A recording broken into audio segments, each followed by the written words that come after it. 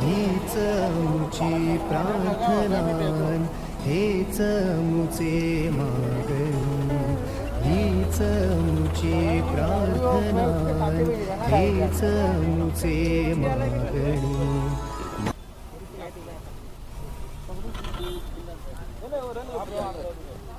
माणसाने माणसाशी माणसा समवागणे,